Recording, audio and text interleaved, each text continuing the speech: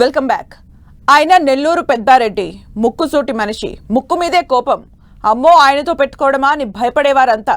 నిజంగా గత 10 ఏళ్లు ఆయనలో ఉగ్ర నరసింహుణ్ణే చూపించారు. తేడా వస్తే కబద్దార్ అన్నట్టే ఉండేది ఆయన స్పీడ్. సీన్ కట్ చేస్తే ఇప్పుడు ఆయన ఓ శాంతి కామదుడు, అనుచరులకు సూక్తులు చెప్పే తత్వవేత్త.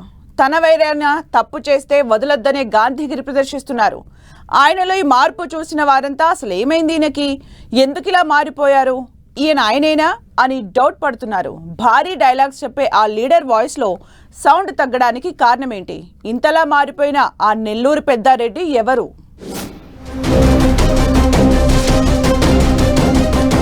నెల్లూరు రాజకీయాల్లో ఫైర్ బ్రాండ్ కోటంరెడ్డి శ్రీధర్ రెడ్డి. ఆయన మాటలే తూటాల్లా పేలుతూ ఉంటాయి. అధికారంలో ఉన్నా లేకున్నా తగ్గేదలే అన్నట్లు దూకుడు చూపడమే కోటంరెడ్డి రాజకీయం. ఆయనతో పెట్టుకుంటే ప్రత్యర్థులకు చుక్కలు చూపిస్తూ ఉంటారు. నియోజకవర్గంలో తన మాటే చెల్లుబాటు కావాలనేలా పంతం పట్టేవారు. ఈ పట్టింపులతోనే ఎన్నో చిక్కులు ఎదుర్కొన్నారు, అవమానాలు పడ్డారు. అయితే ఆయనలో ఇప్పుడు ఈ పంతం పట్టింపులు ఏవీ కనిపించడం లేదు. వరుసగా 3వ గెలిచి హ్యాట్రిక్ కొట్టిన కోటంరెడ్డి ఇంతకు ముందులా దూకుడు చూపించకపోవడం జిల్లా రాజకీయాల్లో చర్చకు దారితీస్తోంది. కోటంరెడ్డికి స్పీడ్ బ్రేకర్లు ఏమైనా అడ్డొచ్చాయా అనే అనుమానాలు తలెత్తుతున్నాయి. 2 సార్లు వైసీపీ ఎమ్మెల్యేగా గెలిచిన కోటంరెడ్డి 3వసారి టీడీపీ నుంచి పోటీ చేసి రికార్డ్ మెజారిటీ సాధించారు. అయితే 2వసారి ఎమ్మెల్యేగా ఉండగా వైసీపీ అగ్రనాయకత్వంతో విభేదించి బయటకు వచ్చిన కోటంరెడ్డి గత ఏడాదిన్నరగా తీవ్ర అవమానాలు ఎదుర్కొన్నారు, ఇబ్బందులు పడ్డారు. ఆ సమయంలో తనను తాను రక్షించుకునేందుకు తీవ్ర స్వరంతో హెచ్చరికలు చేసిన కోటంరెడ్డి 3వసారి గెలిచిన తర్వాత గత ప్రభుత్వంలో ఇబ్బంది పెట్టిన వారికి చుక్కలు చూపిస్తారని అంతా అనుకున్నారు. ఆయన అనుచరులు కూడా ఎన్నికల ఫలితాలు వచ్చిన కొత్తలో ఈ తరహా హెచ్చరికలతో నెల్లూరు రాజకీయాల్లో దుమారం రేపారు. ఎన్నికల ఫలితాలు వెలువడిన మరునాడైతే వైసీపీ కీలక నేతలను రెచ్చగొట్టేలా వారి ఇళ్ల చుట్టూ ఫ్లెక్సీలు పెట్టి కవ్వింపులకు దిగారు.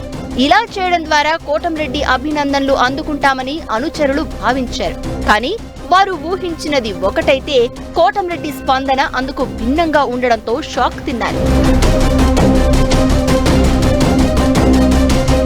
రాజకీయ ప్రత్యర్థులను రెచ్చగొట్టడం, వారిని అవమానించడం తప్పు అని చెబుతూ ప్రత్యర్థుల ఇళ్ల వద్ద ఫ్లెక్సీలు వేసిన కార్యకర్తలకు క్లాస్ పీకిన కోటంరెడ్డి అందరికీ షాక్ ఇచ్చారు.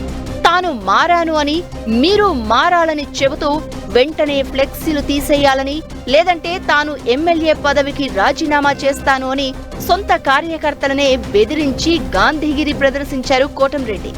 సహజంగా కోటంరెడ్డిలో ఈ యాంగిల్ ను చూడని కార్యకర్తలకు మతిపోయిందని చెప్తున్నారు.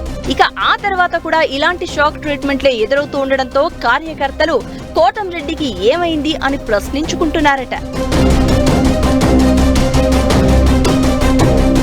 CM Chandrababu, deputy CM Pawan Kalyan ఆదేశాలు ఖచ్చితంగా పాటించాలని చెప్తున్న కోటంరెడ్డి ఈ మధ్య తీసుకున్న మరో నిర్ణయం కూడా చర్చనీయాంశమవుతోంది. తన పేరు చెప్పుకుని ఎవరైనా అక్రమంగా గ్రావెల్, ఇసుక తవ్వకాలు చేపడితే కఠినంగా వ్యవహరించాలని అధికారులను ఆదేశించారట కోటంరెడ్డి. నియోజకవర్గంలో అక్రమాలు చేసి దొరికిపోయిన వారు వైసీపీకి చెందిన వారైతే ₹1,00,000 ఫైన్ వెయ్యాలని చెప్పిన కోటంరెడ్డి అదే టీడీపీ కార్యకర్తలని చెబితే 2 లక్షలు వసూలు చేయాలని చెప్పారట. ఇక కోటంరెడ్డి తాలూకా అంటే ఏకంగా 10 లక్షలు ఫైన్ వెయ్యాలన్నారట. తప్పు చేసిన వారు తన మన అనే భేదం లేకుండా వ్యవహరించాలని ఆదేశించడం, తన వారైతే మరోసారి తప్పు చేయకుండా మరింత గట్టిగా చెప్పడము పొలిటికల్ సర్కిల్స్ లో చర్చకు తెరలేపింది. రాజకీయంగా దూకుడు తగ్గించిన కోటంరెడ్డి అవినీతి వ్యవహారాల విషయంలోనూ క్యాడర్ను కంట్రోల్ చేయడం ఆసక్తికరంగా మారింది. కోటంరెడ్డిలో మార్పు చూసిన వారంతా తన సహజ శైలికి భిన్నంగా ఎన్నాళ్లు నడుచుకుంటారో చూద్దామని వ్యాఖ్యానిస్తున్నారు. నిజానికి వైసీపీలో ఉన్నన్ని రోజులు కోటంరెడ్డి హవా ఓ రేంజ్ లో ఉండేది. ఆయనతో మాట్లాడాలంటేనే అధికారులు హడలిపోయేవారు. ఆయన ఫోన్ వచ్చిందంటే ఏమంటారో అనే టెన్షన్ పడేవారు. వైసీపీ నుంచి బహిష్కరణ వేటు పడినా అదే స్పీడ్ కనపరిచేవారు. దమ్ముంటే రా చూసుకుందామని సవాళ్లు విసిరేవారు. కానీ ఇప్పుడు సవాళ్ల స్థానంలో శాంతి వచనాలు వల్లెవేయడమే ఇంట్రెస్టింగ్ గా మారింది అంటున్నారు. నిజంగా కోటంరెడ్డి స్టైల్ మార్చారా? ఆయనలో ఈ గాంధీగిరికి కారణమేంటి అని అంతా ఆరా తీస్తున్నారు. ఏదేమైనా కోటంరెడ్డి సూక్తి ముక్తావళి నెల్లూరు రాజకీయాల్లో హాట్ టాపిక్ గా మారింది.